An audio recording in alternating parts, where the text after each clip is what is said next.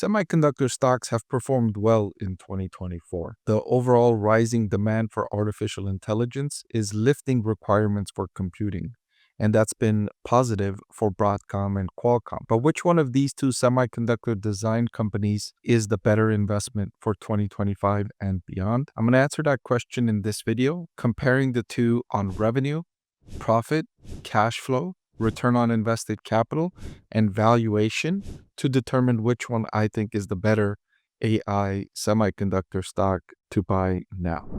I want to thank the Motley Fool for sponsoring this video. Visit fool.com/parkev for the 10 best stocks to buy now. Starting with revenue growth, we noticed a lot of volatility here with Broadcom, and much of that has to do with how Broadcom generates its revenue growth. The company does have organic revenue growth, to be sure, but it's also made several acquisitions in the last decade, and most recently, the acquisition of VMware.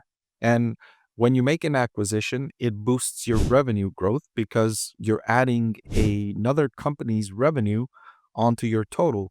So when you bring it and you onboard that company's revenue, it creates that surge that you see here most recently, with revenue looking much better than it otherwise would have been without that acquisition. But the one thing that separates Broadcom from other companies that make acquisitions is that it does so effectively.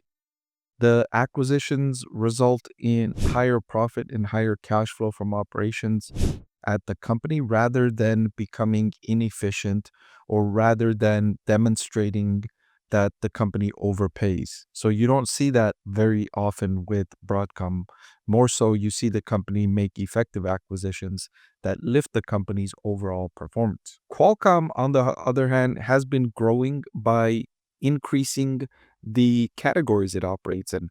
Most recently, it entered the PC category with the Snapdragon that's been demonstrating solid results so far. Now, it couldn't have come at a more opportune time. The PC industry is just about to enter the biggest replacement cycle in decades. And that's because many computers were purchased in 2020 and 2021. Those need to be replaced. Maybe not this year, maybe not next year, but probably the year after that at the very latest. And so Qualcomm's in a prime position to benefit from that replacement cycle.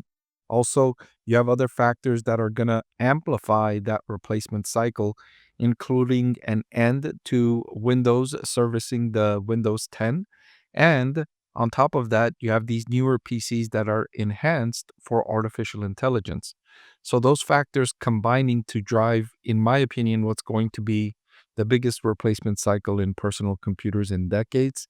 And Qualcomm is entering that market at the most opportune time. It's also made great progress in entering the automotive market. And of course, it has, traditionally been a big player in the smartphone market. So those new categories are adding growth to the company. You can see 18.7% revenue growth in the latest quarter, much better than the company is normally growing over the last decade. Now, when we compare these two on operating profit margin, we do notice the same volatility. Volatility, of course, is common among semiconductor companies. It's a cyclical business. But overall, you do see an upward trend here for the most part for Qualcomm and Broadcom. Qualcomm with operating profit margins of 26%, Broadcom at 31%, although I would argue that Broadcom's profit margins are going to be closer to 40% over the next 5 years than 30%. As I highlighted, they recently made the acquisition of VMware. And what's common right after you make an acquisition is that profit margins go lower initially.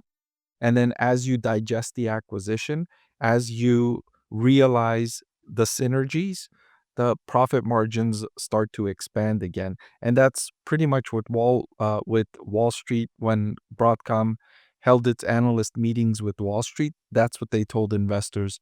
That's what they're going to achieve, that the acquisition of VMware is going to be as profitable as the company's historic profit, which at the time of the acquisition was over 40%. So that's what they're targeting the acquisition of VMware to add to the company's profit margins. Cash flow from operations to sales, Broadcom demonstrates a clear advantage against Qualcomm at 41% compared to 31%.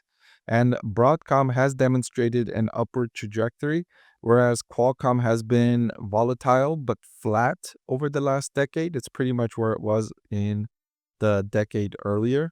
For each of these two, I would forecast increasing profit margins and increasing cash flow from operations to sales over the next 5 years as demand for its products are in the start of a cyclical upturn.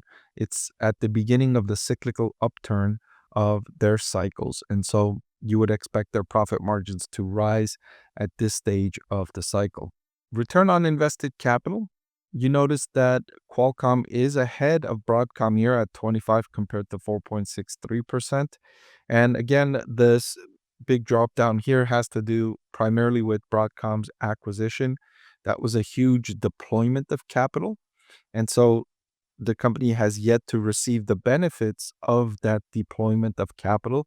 And so initially you see a big drop off, but I wouldn't be surprised if over the next 8 quarters, if Broadcom's return on invested capital jumps back above 20% and returns to the upward trajectory.